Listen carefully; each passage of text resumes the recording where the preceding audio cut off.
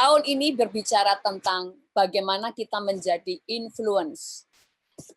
Inside Out ini kita ambil dari Yohanes 7 ayat 38.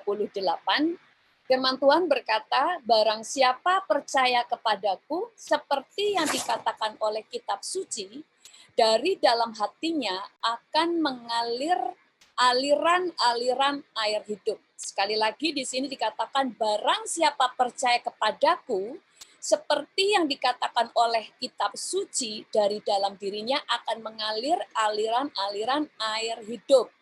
Oke, selesai di situ aja slide-nya. Jadi kita tadi melihat ya, kalau firman Tuhan katakan bahwa kalau kita percaya kepada Yesus, maka akan mengalir aliran-aliran air hidup dari hidup kita. Jadi aliran-aliran air hidup itu mengalir dalam hidup kita itu secara otomatis. Begitu kita percaya kepada Yesus. Nggak perlu dipaksa-paksa keluar, itu pasti keluar. Sama dengan kita, kalau kita melekat kepada Tuhan, nggak usah dipaksa-paksa berbuah, pasti menghasilkan buah. Nah, untuk ayat ini, kita akan membaca dari terjemahan-terjemahan yang lainnya. Salah satunya dari Alkitab versi Borneo, yaitu di sini dikatakan begini.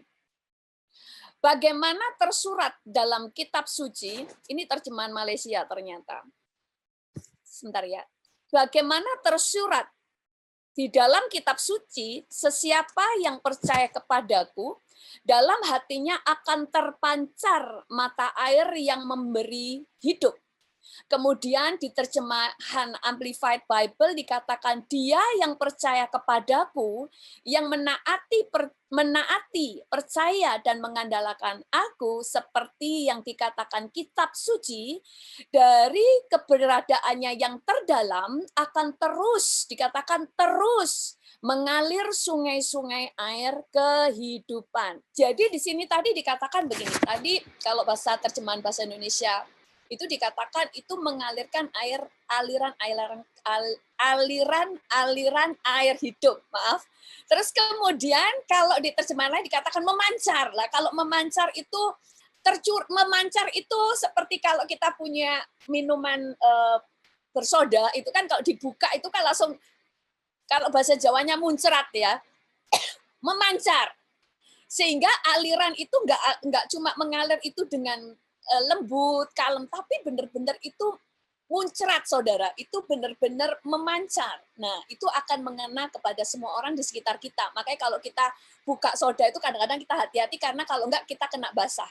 Nah, ini semuanya berjalan dengan otomatis. Bahkan tadi di Amplified Bible dikatakan bahwa akan mengalir sungai air kehidupan terus-menerus. Nah, kalau di terjemahan bahasa Inggris lebih banyak berkata mengalir sungai, bukan cuma mengalir air, aliran, tetapi sungai. Jadi aliran itu sangat besar. Dan tadi dikatakan, barang siapa percaya kepadaku, maka, sebentar, ternyata nggak salah. Tadi dikatakan, begitu kita percaya kepada Tuhan, maka air itu pasti akan mengalir dalam hidup kita. Pasti mengalir. Jadi dikatakan mengaliran itu akan mengalir. Jadi itu otomatis. Nah, yang menjadi pertanyaan adalah pada kenyataannya tidak semua orang percaya, begitu percaya kepada Yesus mengalirkan aliran air hidup. Malah yang mengalir kadang-kadang racun. Kalau semua orang mengalirkan air kehidupan, tidak akan ada orang datang ke gereja kepahitan, betul? Kenapa? Karena tidak semua orang mengalirkan air hidup. Padahal tadi Tuhan katakan begitu kita percaya, maka aliran air hidup itu pasti keluar.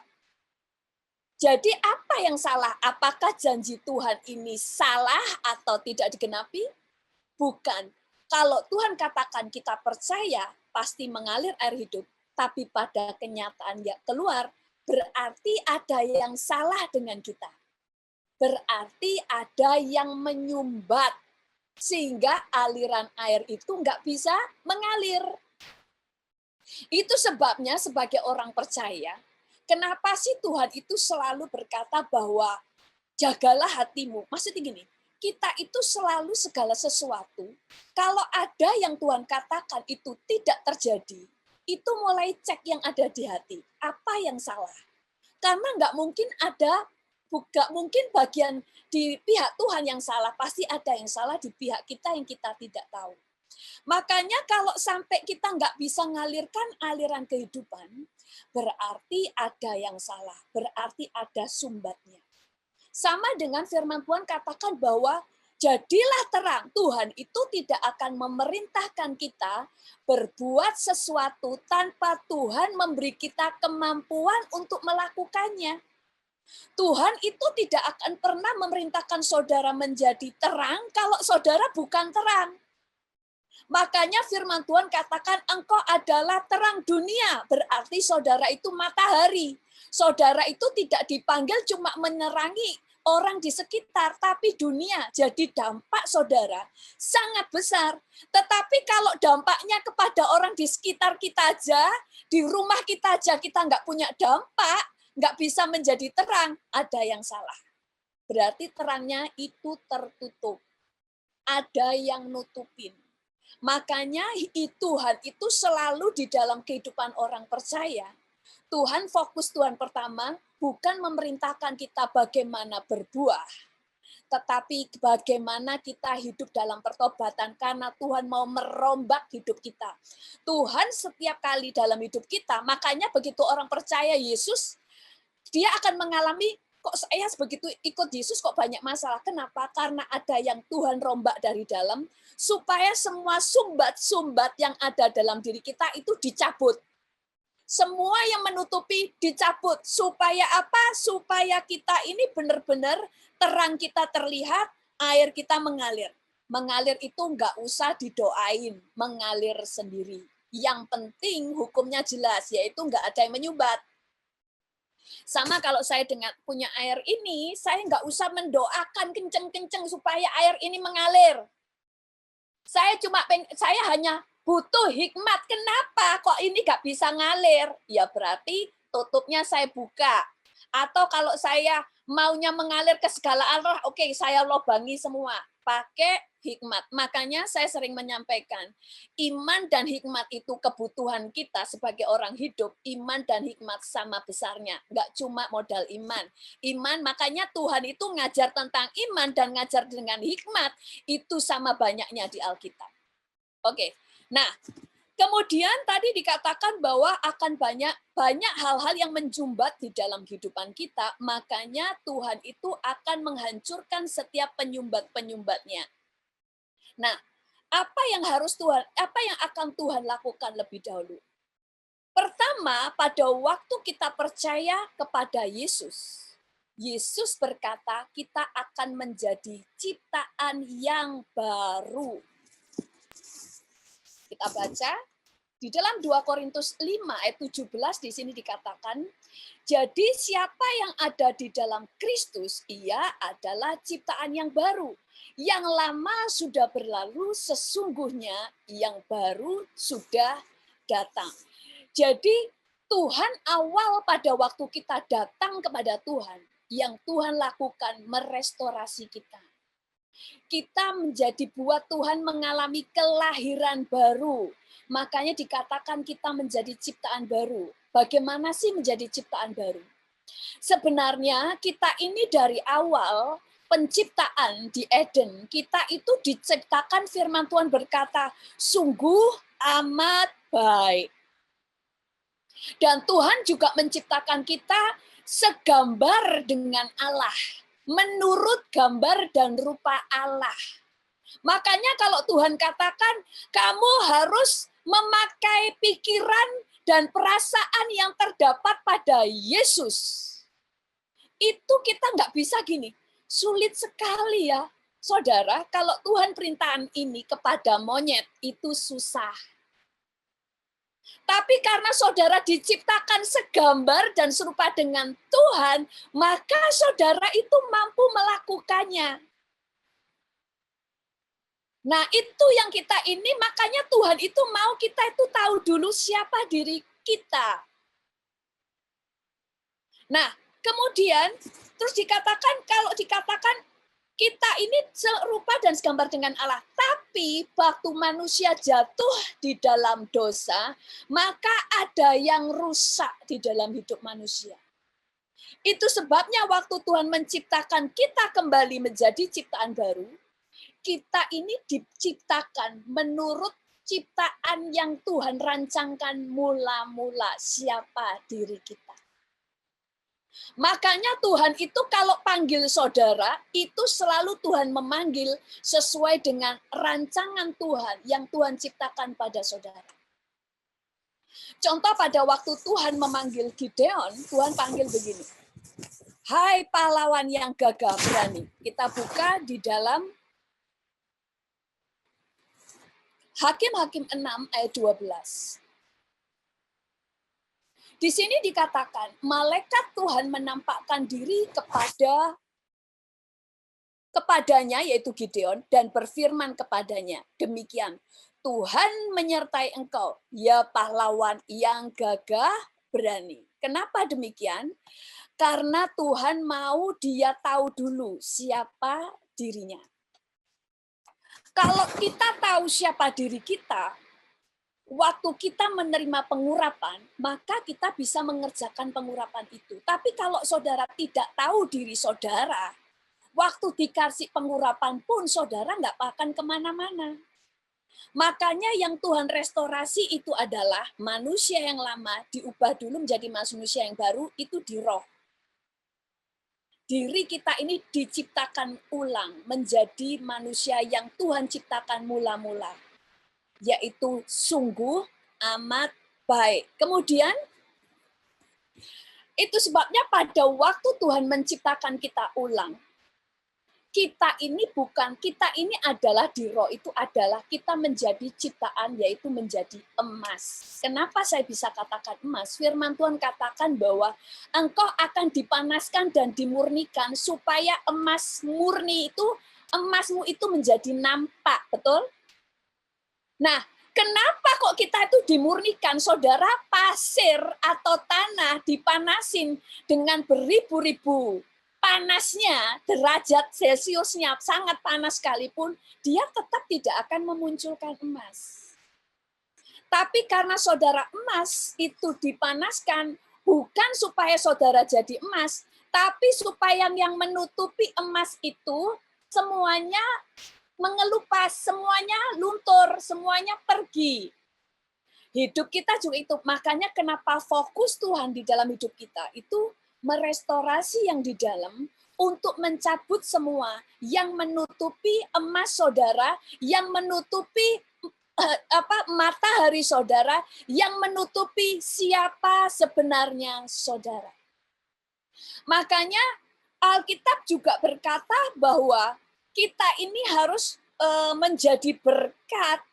Tapi kalau kita sama ya, kalau misalnya saya dari sini punya lampu, tapi saya tutupi lampunya, maka ya akan tertutup. Nah ini, jadi awal pertama bagaimana Tuhan membuat supaya kita bisa mengalirkan air kehidupan, bisa menjadi influence. Yang pertama, kita mengalami kelahiran baru, kita menjadi ciptaan baru. Itu yang pertama Tuhan lakukan pada kita.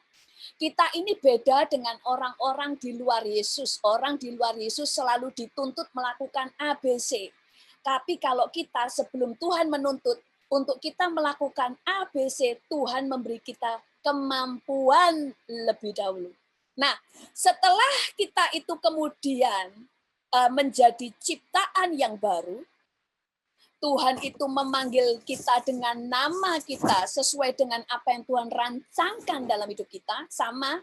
Makanya di Alkitab itu seringkali orang-orang yang dipakai Tuhan namanya diubah menjadi nama untuk menunjukkan siapa dirinya.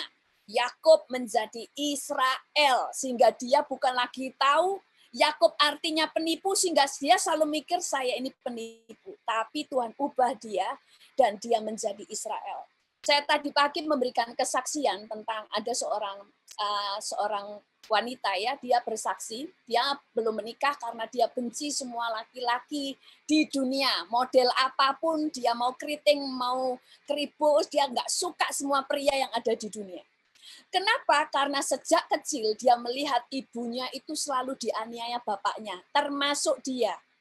Pada waktu dia mulai remaja, bapaknya itu pernah mau memperkosa dia. Itu sebabnya selain dianiaya dia mau diperkosa sampai akhirnya dia itu kalau tidur selalu siapin pisau di kamarnya. Di tempat tidur dia bawa pisau. Karena dia begitu tahu bapaknya nanti masuk kamar karena dia orang miskin ya, jadi nggak ada pintunya ya. Kalau sampai masuk kamarnya dia akan bunuh bapaknya. Itu yang dia pikirin. Sehingga kemudian dia tumbuh besar menjadi seorang yang pemberontak karena pahit. Nah, kira-kira orang seperti ini bisa menjadi terang enggak?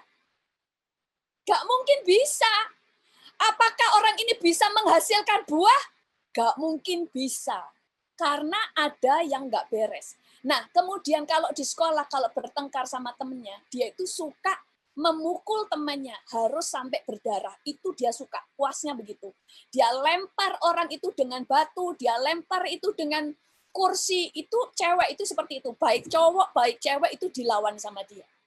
Sampai suatu saat dia sudah bertobat, tetapi tidak otomatis mengalirkan air kehidupan. Padahal Tuhan katakan seharusnya otomatis, tetapi karena ada yang salah. Suatu saat Tuhan berkata sama dia, bilang gini, waktu dia berdoa sembahyang, dia panggil dia begini, anakku yang sangat cantik, anakku yang sangat cantik, dan anak perempuanku kalau nggak salah, dalam bahasa Inggris soalnya, anak perempuanku yang sangat cantik, yang lemah lembut. Terus dia itu kaget, sampai hampir ketawa, kok bisa Tuhan panggil saya anak gadis yang lemah lembut.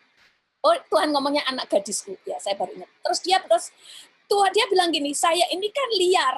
Tuhan katakan begini, aku menciptakan engkau menjadi gadis yang sangat cantik dan lemah lembut.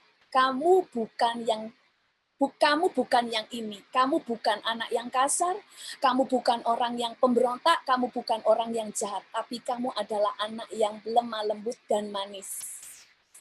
Waktu dia dengar itu, kan dia nggak pernah mendengar orang berkata dia anak cantik dan manis, nggak pernah. Karena semua orang menganggap dia bermasalah dan liar. Dia nangis, akhirnya dia tahu, ternyata saya ini bukan yang ini. Dan itu menyembuhkan dia. Setelah dia tahu siapa dirinya, ternyata saya bukan yang sekarang. Saya bukan orang yang garang. Saya bukan orang yang pemberontak. Kemudian dia mulai bisa diubahkan. Tuhan itu panggil dia lebih dahulu siapa dirinya. Sama dengan kita, dengan anak kita, dengan suami, dengan istri. Sebutkan siapa dia yang seperti yang Tuhan ciptakan dia. Nah, dia mengalami pemulihan di dalam, menjadi ciptaan yang baru. Proses yang kedua, yang tadi menjadi ciptaan baru atau dilahirkan kembali, kemudian Tuhan memberikan proses yang kedua, yaitu mengalami peremukan. Peremukan ini apa? Sumbat-sumbat yang menutupi saudara, sehingga terang saudara tidak bisa mengalir, tidak bisa menerangi, tidak bisa keluar. Itu harus diremukkan. Siapa sih yang diremukkan tadi? Ciptaan baru di roh. Dan yang diremukkan adalah di jiwa. Karena di jiwa inilah banyak pikiran-pikiran yang salah, kedagingan semua ada di jiwa. Keegoisan. Apa sih sumbat-sumbat di dalam hidup kita? Trauma masa lalu. Kepahitan. Kemudian ikatan-ikatan dosa. Kemudian ada banyak hal di dalam hidup kita, ikatan-ikatan dosa, kemudian trauma, kemudian pahit, rasa tertolak dengan masa lalu, itu adalah sumbat-sumbatnya. Makanya ada peremukan, ada yang dipecahkan dalam diri kita. Waktu dipecahkan memang sakit, tetapi menyembuhkan. Kalau saudara ini sebuah narwastu, kita baca dulu tentang narwastu, kita baca di dalam Yohanes 12 ayat 3. Di sini dikatakan, maka Maria mengambil kati minyak narwastu murni yang mahal harganya, lalu meminyaki kaki Yesus dan menyekanya dengan rambutnya, dan bau minyak itu semerbak di seluruh rumah itu. Minyak narwastu zaman dulu belum ada botol ya, itu diisi di dalam buli-buli. Di buli-buli itu gak ada tutupnya, jadi buli-bulinya itu nutup semua. Kalau mau buka itu harus dipecahkan. Dipecahkan leher dari buli-buli itu, dipecahkan. Setelah itu dipecah, itu belum dituang, semerbaknya sudah kemana-mana. Karena wanginya sangat wangi, makanya sangat mahal. Nah, hidup kita supaya aliran-aliran air kehidupan mengalir, yang pertama kita menjadi ciptaan baru, supaya apa? Kalau ciptaan lama nggak akan ada aliran air. Ciptaan yang lama tidak akan mengeluarkan emas. Ciptaan yang lama tidak mengeluarkan matahari. Makanya menjadi ciptaan yang baru. Kemudian untuk mengeluarkan itu harus ada yang dipecahkan. Kaki saya waktu itu saya jatuh di aspal ya. Aspal kan kasar ya. Kan ada pasir-pasir yang masuk. Tapi saya jalan-jalan sama teman-teman. Jadi itu saya waktu itu pakai sandal jepit ya. Jadi lukanya itu biarin seharian. Baru kemudian pulang ke rumah, ya itu ternyata sudah infeksi. Saya kasih obat, saya kasih perban. Besoknya nyeng itu ya, kayak sakit gitu ya. Besoknya lagi nggak bisa jalan. Karena sakit kalau dibuat jalan. Kalau disentuh sedikit sakit. Dibawa ayah saya ke dokter. Dokternya buka perbannya, dia langsung mau sentuh kaki saya. Saya teriak karena disentuh sedikit aja sakit. Terus akhirnya dokternya bilang, enggak apa-apa, langsung dipegang sama dokternya, langsung dibersihin. Saya teriak-teriak, dibersihin, dia bilang gini, setelah dibersihin, dikasih alkohol dan sebagainya, kemudian bilang gini, sudah sakitnya cuma sekarang, besok sembuh bisa jalan. Dan benar, besoknya, walaupun lukanya belum kering, saya sudah bisa jalan. Demikian juga dengan hidup kita, seringkali kalau saudara adalah punya ikatan-ikatan kepahitan masa lalu, itu menjadi penyumbat. Ikatan dosa, kemudian trauma, itu seringkali Tuhan pecahkan, Tuhan remukkan. Waktu itu dicabut, itu pasti sakit. Loh, aku ini sakit bukannya dipulihkan, malah disakiti karena Tuhan mau sembuhkan. Ada yang diremukkan. Pada waktu kita rela mengalami peremukan, makanya kadang-kadang sudah kepahitan, bukan disembuhkan malah suruh ngampuni. Enak dong orang itu, betul kan? Saya ini sakit hati malah disuruh melepaskan sesuatu, ngampunin. Saudara sedang diremukkan. Begitu saudara mulai diremukkan dan bersedia, dan saudara disembuhkan, baru aliran-aliran air hidup itu pasti keluar. Saudara di dalam pelayanan pun harus ada yang diremukkan. Saudara sebagai seorang hamba Tuhan pun itu banyak peremukan. Contoh, orang yang sudah jadi hamba Tuhan, tidak boleh untuk berhutang. Kenapa? Supaya nggak jadi sandungan. Nggak mungkin kan misalnya Pastor Yongki kemudian utang sama jemaat. Pasti akan menimbulkan kepahitan. Nah ini yang kemudian ini peremukan. Yang hal-hal orang lain bisa lakukan, kita nggak bisa lakukan. Cara berpakaiannya itu juga peremukan.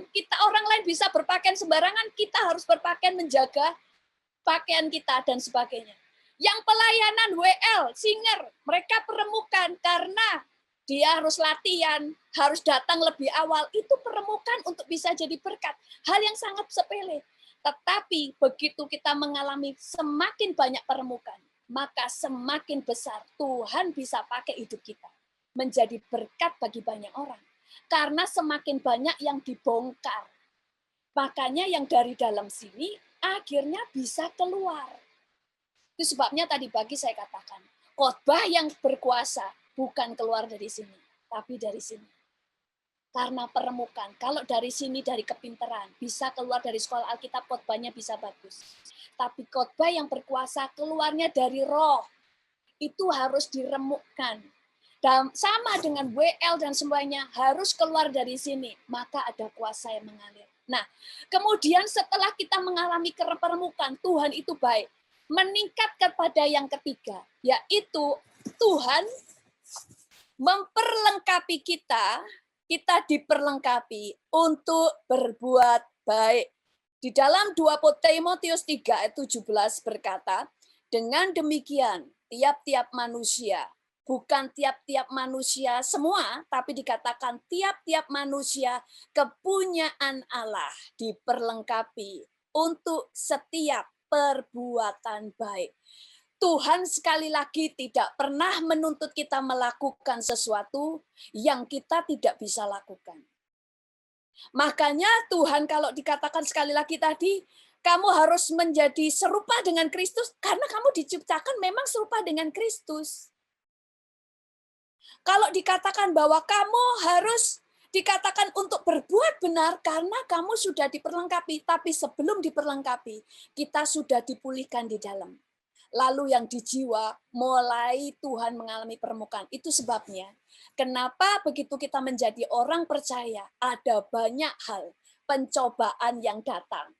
Pencobaan itu bukan untuk menghancurkan, tetapi untuk meremukkan semua yang menjadi penghalang kita bisa jadi berkat. Kalau saudara masih egois, saudara tidak akan pernah bisa menjadi berkat. Makanya kerelaan saudara meremukkan keegoisan saudara, itu yang mengalirkan air kehidupan. Itu sebabnya di dalam kehidupan kita, kalau kita mau jadi influence, pertama izinkan Tuhan membuat kita jadi ciptaan baru, yang kedua Tuhan meremukkan kita, yang ketiga percayalah saudara mampu berbuat baik karena saudara sudah diperlengkapi untuk berbuat baik. Amin. Oke, sebelum saya serahkan kepada Pastor Yongki, mari kita berdoa.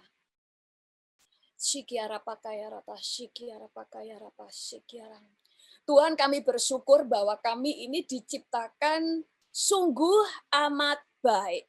Bahkan Engkau menciptakan kami menurut gambar dan rupa Allah. Kami sangat mirip dengan Yesus. Apa yang ada pada Yesus ada pada kami. Bahkan roh yang menyertai Yesus selama di bumi, roh yang sama ada di dalam diri kami. Tuhan, pada saat ini Tuhan, kami rindu untuk dapat menjadi terang bagi bangsa-bangsa. Kami rindu di dalam kehidupan kami mengalirkan air-air kehidupan, bahkan sungai-sungai kehidupan yang tidak pernah kering. Tuhan, kami mengizinkan Engkau meremukkan hidup kami, keegoisan kami Tuhan, keangkuhan, kesombongan kami Tuhan, diremukkan sehingga tidak menjadi penghalang. Terang kami bersinar, sehingga tidak ada lagi yang menutupi emas yang dalam diri kami. Tidak ada yang menutupi matahari yang ada dalam diri kami. Dan tidak ada yang menyumbat air kami mengalir ya Tuhan. Dan kami percaya Engkau sudah memberi kami kemampuan untuk berbuat baik. Karena sifat Allah itu ada dalam diri kami. Kami bersyukur kepadamu Tuhan. Di dalam nama Tuhan Yesus. Haleluya. Amin.